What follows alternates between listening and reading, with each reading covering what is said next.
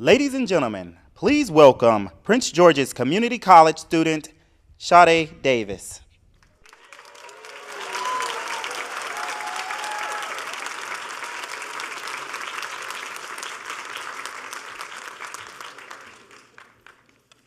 Good afternoon. It's an honor to be here today.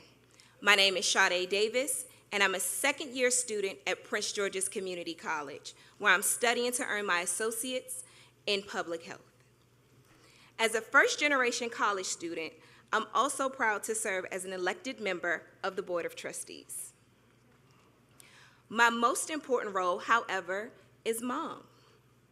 I'm a mother of two young boys, ages 9 and 13, and while they always keep me on my toes, they are both my motivation and inspiration. From my parents, a former police officer, and a proud union maintenance worker, I learned the value of service.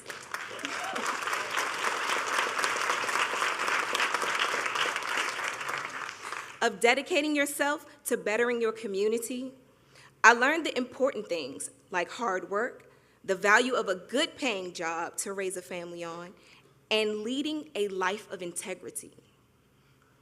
I'm grateful that in President Biden, we have a leader who's focused on families just like mine, who's fighting every day to restore the middle class and to give hardworking families across this country more breathing room. As a college student, I feel hopeful about the future. Hopeful that I can build a career and provide more opportunities for my children. And that's due in no small part to President Biden. He's getting things done. And he's fighting every day for people like me. It is now my honor to introduce President Joe Biden.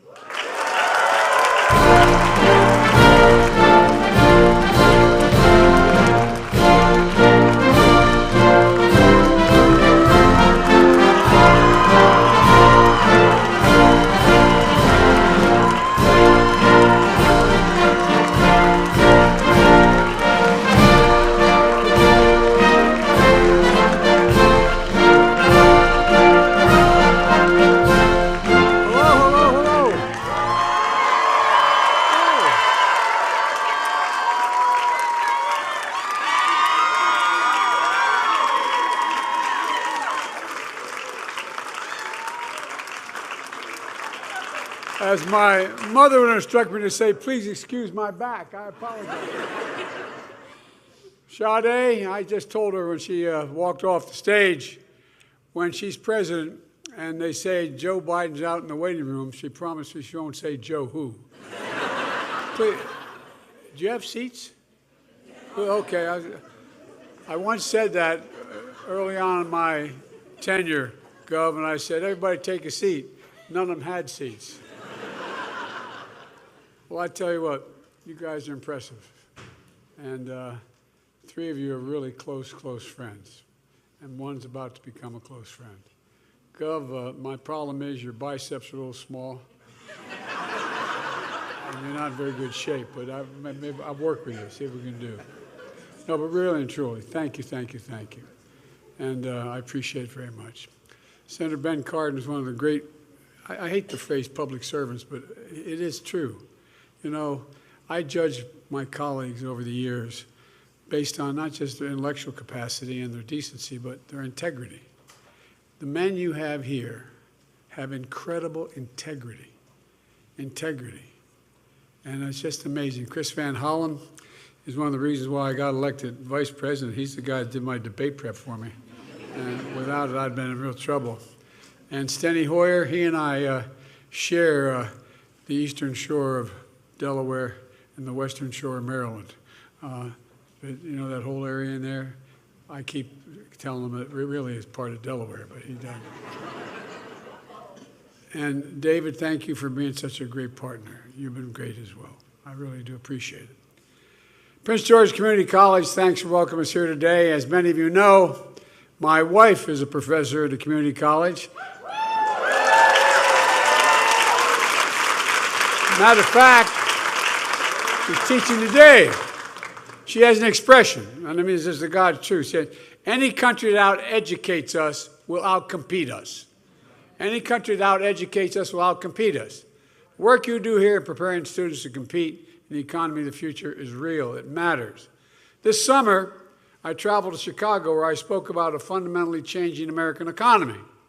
From an economy that for decades rewarded those who are at the very top and left everyone behind who just on their own, basically. One that gives working people in this nation not only a fighting chance, they didn't do. You know, we had that trickle-down economy. Not a whole lot. I grew up in we weren't poor, but we had a 3-bedroom split-level house with 4 kids and a grandpop living with us. And I didn't see a whole lot trickle down on my dad's kitchen table. But, you know, everybody deserves a shot at building the lives they deserve for their families. And we've done that for the first time in a long time. We've climbed out of our great economic crisis. It's beginning to work for working people. This nation is very rich. And who have benefited the most has been the very rich, though, not everybody. And that's not how it should be. The new economic vision has been labeled by those in the Wall Street Journal and the London Economist and some of the more conservative press as Bidenomics.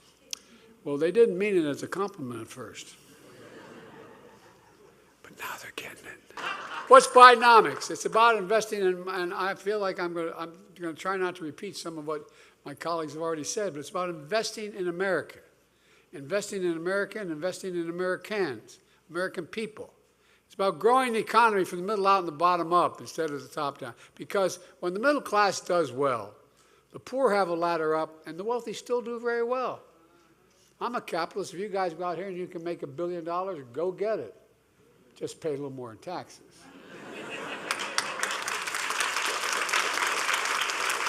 But look, but our friends on the other team, on the other side of the aisle, they have a very different vision for America. And by the way, you have this, I think you have this book on your table, on your chairs, maybe not. Well, I thought did my staff hand this out? You just have a little one. Well, I'm the only president who hands out the opposition's economic plan. Oh, you think I'm kidding? Protecting American Economic Security, fiscal year 2024, the budget, the study committee of Kevin Hearn, budget, and it goes on. This is the mega budget. You know, I want you to take a look at it. I think we have other copies of it. If we don't, we'll get you some. So since I've come to office, all they've really done is attack me and my economic plan. There hadn't been much else. Even though we've created, as I pointed out, over 13 million jobs, more jobs in 2 years than any president's created in a 4-year term. Even though I'm not looking. Even though we've had 19 straight months of unemployment under 4% for the first time in American history.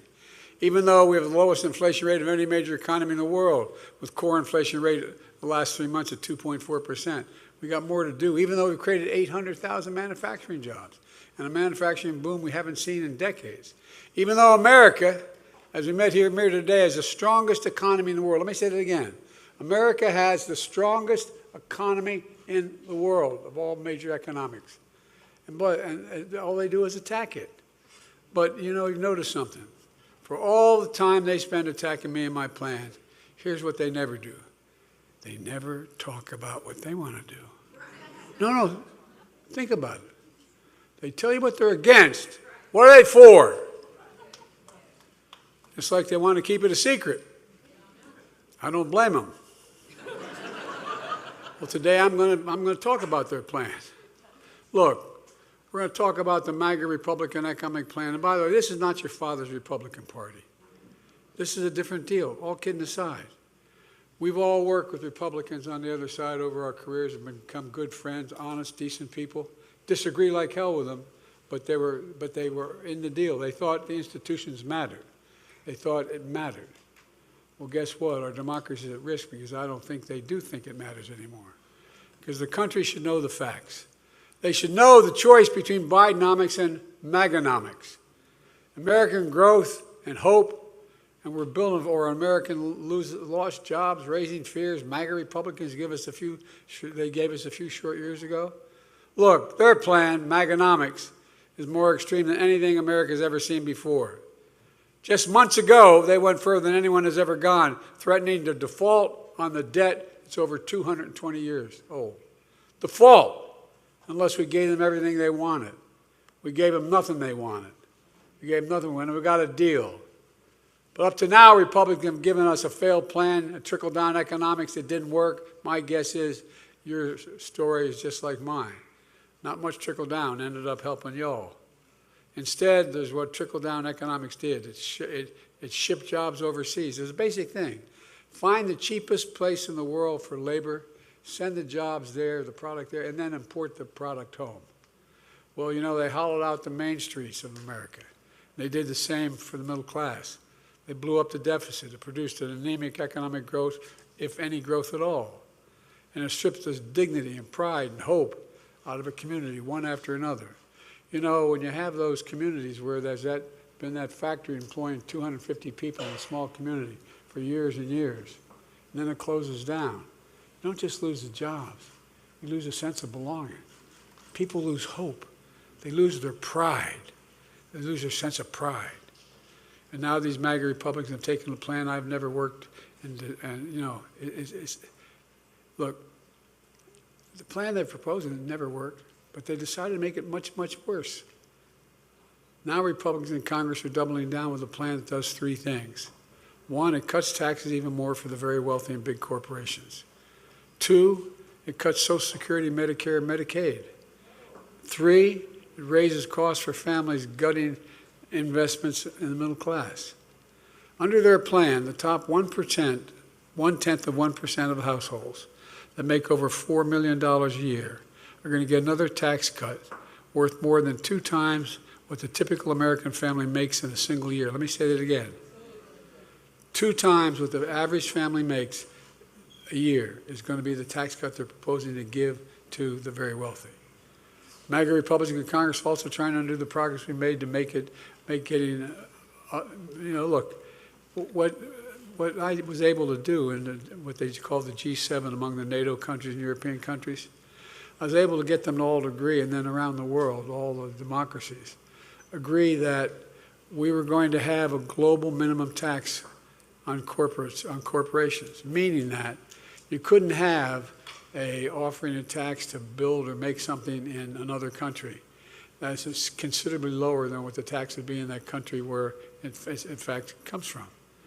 And that global minimum tax was finally agreed. It took me a better part of a year to get it done. And guess what? They want to get rid of it and let corporations go back to shifting jobs and profits overseas and avoiding paying taxes at home. And who's going to pay for that? Well, now we know, because the MAGA Republican Congress has finally released the budget I just referenced. And the answer is seniors and hardworking Americans are going to pay for it. They don't talk much about, but I got the budget. I mean, literally, it's here. And it's all in black and white. And just for your convenience, I thought I left it. My staff told me they left a copy on your seats, but I guess they didn't. So here's what it does. Their budget gives $5.1 trillion in additional tax cuts skewed to the wealthy people and big corporations, while cutting $700 billion from Social Security. Hear me now? $700 billion from Social Security and $1 trillion from Medicare. Let me say that again. Cut Social Security by $700 billion and Medicare by $1 trillion. They want to raise the Social Security retirement age, which means a 13% cut in benefits for seniors who retires at the age of 67. Imagine, you work your whole life. Every single paycheck you've had, you paid into that system. You thought you'd be able to retire with a little bit of dignity. Our MAGA Republicans in Congress also want to take Medicare away from more than 1 million Americans with disabilities. Now, if they hadn't done what they've done the last 2 years, you might not believe me. But I promise you, I gave you my word, that's what they're proposing. They want to cut Medicaid in the Affordable Care Act and the Children's Insurance Program by more than half. What does it mean? Under Bidenomics, as I'm calling it, tens of millions of Americans could lose their insurance. Waiting lists would skyrocket for seniors who need home or community-based care because they have nowhere else to go. They can't have no family to take care of them. Children would not get adequate health care. MAGA Republicans don't think we should be investing in education, and that's not an exaggeration. Students here at Prince George's Community College should know MAGA Republicans in Congress want to slash Pell Grants. More than 6 million students who count on these grants to be able to afford to go to college would lose it. That's what they're pressing for. You saw how they took on my attempt to eliminate student debt, although we're still going to eliminate a hell of a lot of student debt.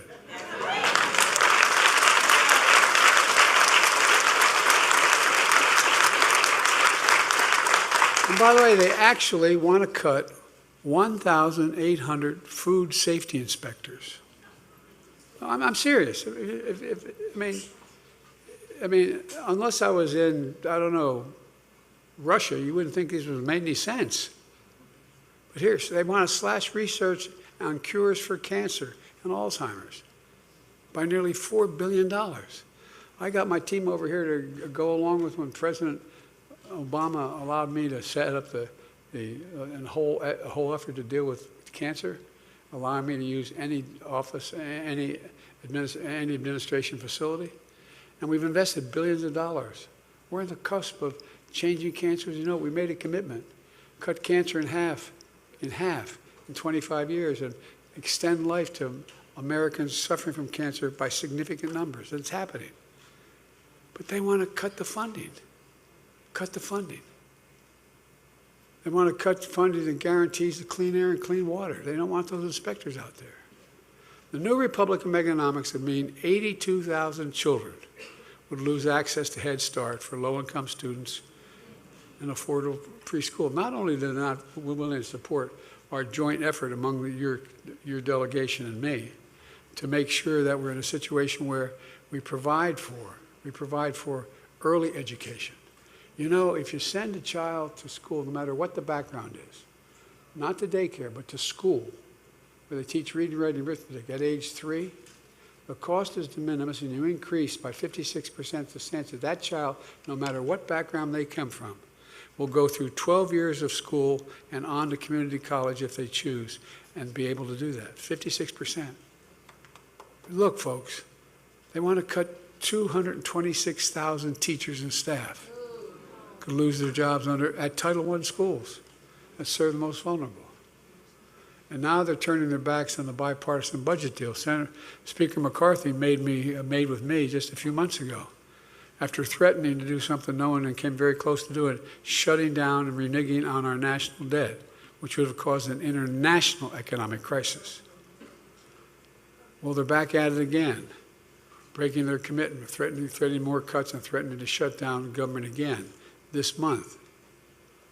Now, what they do talk about is claiming all these cuts are going to reduce the deficit.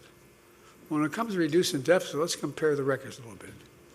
Under my predecessor, you remember the self-professed king of debt? Well, it turned out he was. He's actually the emperor of debt. He created more debt than any other president did in 1 year. No, I'm serious.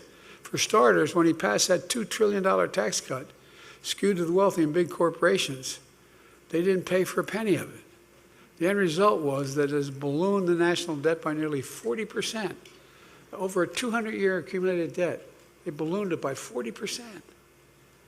Well, I've taken a different approach with the help of your delegation. And I'm not being solicitous when I say that. You have the best delegation in the country.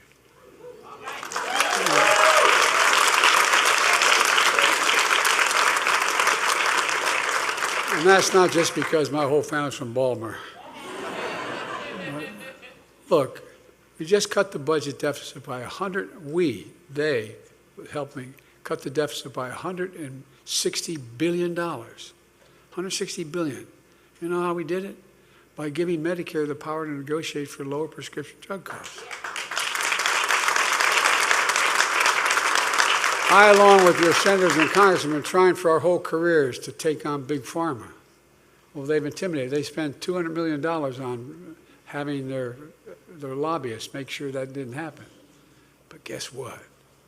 It happened. We finally won. Not a single solitary Republican voted for that. And now they want to repeal it. I hope American seniors are listening because we've made enormous progress here. Let's be clear.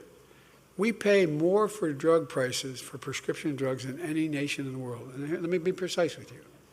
If you go in and have a prescription, and you go into a drugstore here in Maryland or anywhere in the United States, and you get the same prescription in Toronto, Canada, or London, England, or Paris, France, or Madrid, Spain, you're going to pay somewhere between 20 and 40% less in those other countries. Same exact drug, made by the same exact company.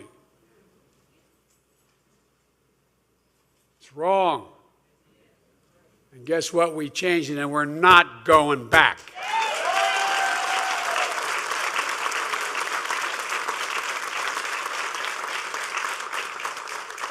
I don't get it, man. Up till now, seniors have been paying up to $400 a month for their insulin. We've reduced that to $35, and at $35, the drug company is still making 350% profit. Because the guy who invented the insulin for diabetes didn't patent it because he wanted it available to everybody. To make it and to package it costs $13 to $14. And they're paying $35 now for it. $35. Democrats just got, and Republicans are trying to take that away. We did something else too you should be aware of. Just a few years ago, as was pointed out, 55 of the largest corporations, the Fortune 500, paid zero in income tax. And they made $40 billion. I said I was going to do everything I could to make sure they start paying their fair share. Well, we changed that. Now the biggest corporations have to pay a minimum tax of 15%, so they don't get away with paying nothing. As a matter of fact, they're supposed to be paying a minimum of 21%. 21%, that's what the tax law says. You know, big corporations are, by the way, I know a little bit about big corporations. I'm from Delaware. More corporations are incorporated in Delaware than every other state in the United States of America combined. And look, I want them to do well, but pay your taxes. But they're complaining. So MAGA Republicans are carrying their water. They want to go back to telling them, pay nothing again, and you have to pick up the tab instead. You pick up the tab. Not only are they refusing to take corporations, make them pay their fair share.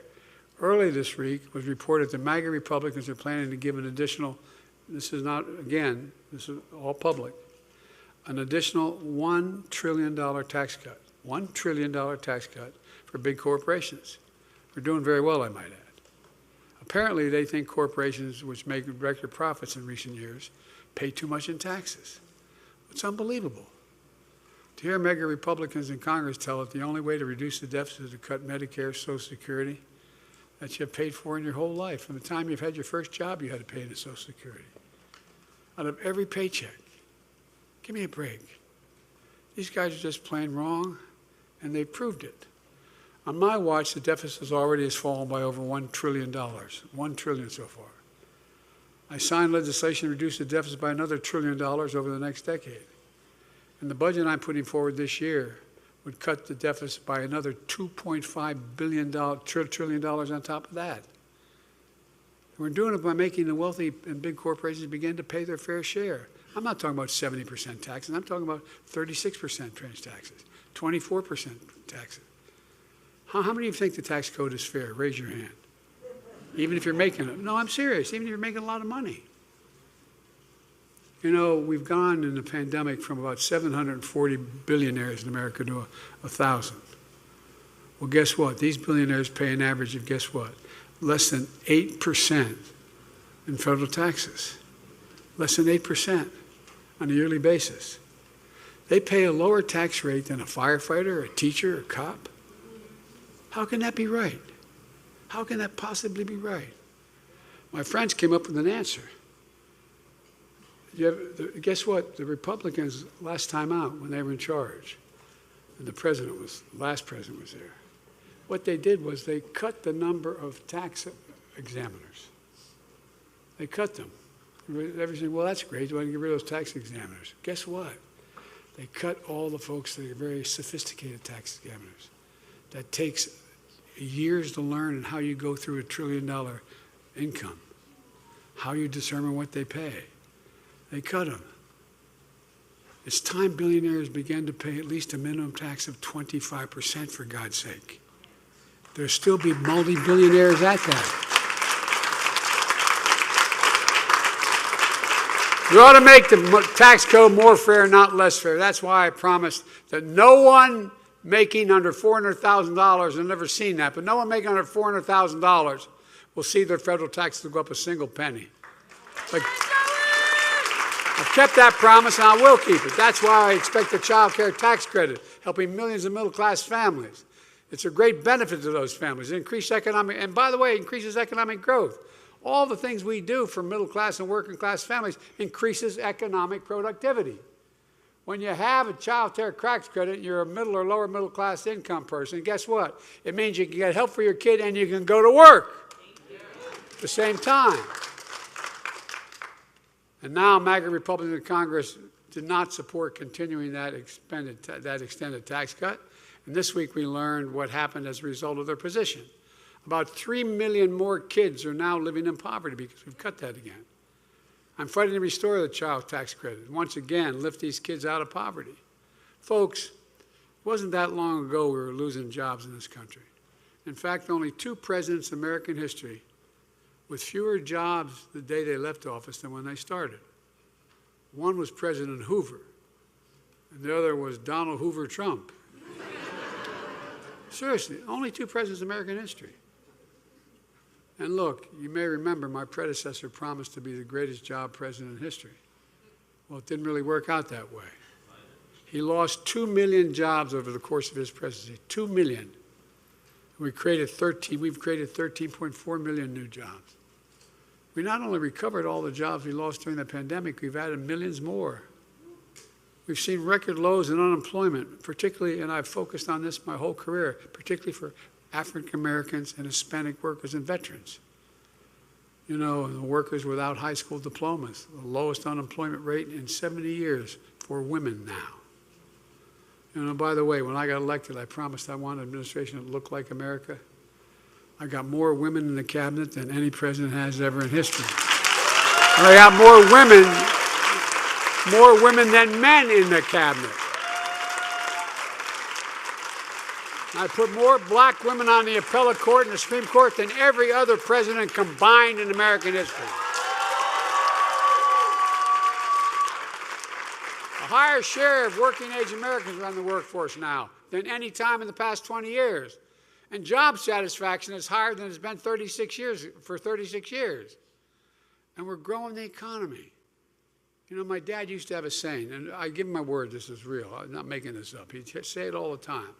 He'd say, Joey, a job's about a lot more than the paycheck. It's about your dignity. It's about respect. It's about being able to look your kid in the eye and say, honey, it's going to be okay, and mean it. That's Bidenomics. That's the objective of it. Prior administration promised to revive manufacturing. They failed. I'm not sure they even tried, to be honest with you. No, I'm serious. I'm not sure they tried. As a matter of fact, they had a theory. And ship jobs overseas, cheaper labor markets, and import the product. Well, I went back, and I don't know, guys, I didn't know this, and I've been around a long time. I didn't know that Roosevelt passed in 1934 a piece of legislation that said that when the president is given money by the Congress gets money appropriated to spend for the American people, he should only hire American workers and only use American products. No president ever tried to really keep that going, but I have. And here's the deal. That's why we've grown so rapidly. If we don't have the technique, we don't have the particular skill required, you can make an exception and not spend it on an American worker. But we got to invest in America. And we're making things in America again. You know, folks, it's just amazing how much has changed. We used to have the largest economy in the world in terms of manufacturing. Under my presidency, America has surged to the front again. We're now on track of having the strongest economy in the world for decades to come. Prior administration promised to rebuild our nation's infrastructure. Remember Infrastructure Week? Every week, and then Infrastructure Month? Well, guess what? It never came. Great real estate builder, a former president, he didn't build a damn thing. You know, I mean, think about this. Can you believe we used to have the best infrastructure in the world. We had the best infrastructure, not a joke, the best infrastructure in the world rated by all these international agencies. But guess what? We fell to rank number 13 in the world. 13 in the world, 12 countries. And better infrastructure, bridges, roads, across the board than we have. Well, when I signed the bipartisan infrastructure bill, these guys helped me get through. We're now investing in America again. Our roads, our bridges, our ports, our airports, high-speed internet, removing lead pipes from everyone so they have access to clean water. Look, folks, because you can't have the strongest economy in the world without the best infrastructure in the world. How can you do both? I mean, you can't. We're making sure we're growing the economy in a way that benefits all Americans. We awarded a record $70 billion in federal contracts to small, disadvantaged businesses, and more black small businesses are starting up than any time in American history. Now we have the fastest economic growth from the pandemic of any world economy. We have the lowest inflation rate among the major economies. And we have a lot more to do, though. And I'm going to get those gas prices down again, I promise you. Thank you. But seriously, we're living through one of the greatest job creation periods in our history. And folks, it's not an accident. It's not an accident. That literally is our economic plan in action, Bidenomics in action. Let me close with this, and there's a lot more I know we could talk about. I wish I had a chance to take all your questions, but I'm going to get in real trouble if I do that. But all kidding aside, we've faced some pretty tough times in recent years. But America didn't give up. America never gives up. I've said it 1,000 times. There's no quit in America. No quit. But you hear from our friends on the other side, the MAGA Republicans, what's wrong with America. Everything's wrong with America. They keep telling us America's failing. Well, they're wrong. They're failing. America's not failing. America's winning. And there's one reason for it. You, all you people, get up every single morning and go out to try to do the right thing. You, the American people, you're the ones with grit and determination, not me or your elected officials, you. Whatever we've set our mind to as a country, we've always accomplished. We've never failed. Not a joke. Think about it. Name me one objective America's set that they haven't been able to accomplish if we work together. Name one. And folks, that's not going to change. I've long said it's never been a good bet to bet against America. It's not a good bet today. America's best days are ahead of us, not behind us, and I can tell you. I know virtually every major world leader and know most of them pretty well. Every one of them is looking to us. Every single one of them. I can honestly say I've never been more optimistic about America's future. Never, never, never. We just remember who the hell we are. We're the United States of America. And this is for real. This isn't a campaign speech. This is for real. There's nothing beyond our capacity when we work together. Nothing.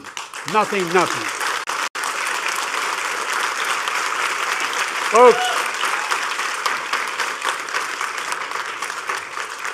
one of the reasons I'm so optimistic is we really are the most unique nation in the world. And they say, well, every nation says it. No, think about it. I mean, in real terms. Think we're the most unique nation in the whole world. Every other country is based on ethnicity, geography, religion, race, or creed. We're the only nation, and this is literal, think about it. We're the only nation based on an idea. An idea.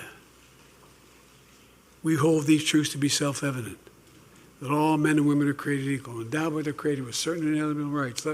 We've never fully lived up to it. We've never walked away from it. These other guys are trying to walk away from it.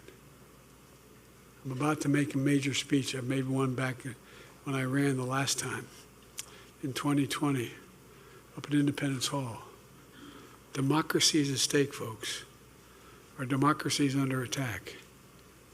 And we got to fight for it. I taught at the University of Pennsylvania for 4 years, and I used to teach political theory. And folks, you always hear every generation has to fight for democracy. And I found myself, it's automatic. We didn't have to believe it. But we do. We do. And look, It's who we are. I had a long talk with my counterpart, who I've known for 25 years, Vladimir Putin. And he started to, he said to me, this was early on when I first got elected, and we're talking about strategic doctrine and keeping nuclear weapons out of space, etc., in Geneva. And he sat there, and when I was making the case, he looked at me and he said that the reason I'm reluctant to talk to you about this, you expect me to bring China along all the time. I said, oh, I don't expect you to bring China along. So you got essentially a 6,000-mile border with China. Your tundra is melting in the Arctic Circle. Methane is coming out. You got a lot of problems. And China doesn't respect you that much. And he looked at me. She kind of stood up. I said, we have Canada to our north, Mexico to our south, Atlantic and Pacific Oceans. We got the most heterogeneous nation in the history of the world. And we're together. I'm not asking you to do anything except yourself. It ended up with a very different ending, but my point is, the idea of who we are, there's nothing beyond, I promise you. Madeleine Albright was right, fellas. We are the essential nation. There's not a single room I walk into, not because of Joe Biden, I mean that sincerely, because I'm President of the United States. Not a single nation I walk into, room I walk into. The rest of the world doesn't stop and say, basically, what do you think? Not a joke. We just got to remember who we are. We are the United States of America. There's nothing beyond our capacity. God bless you all.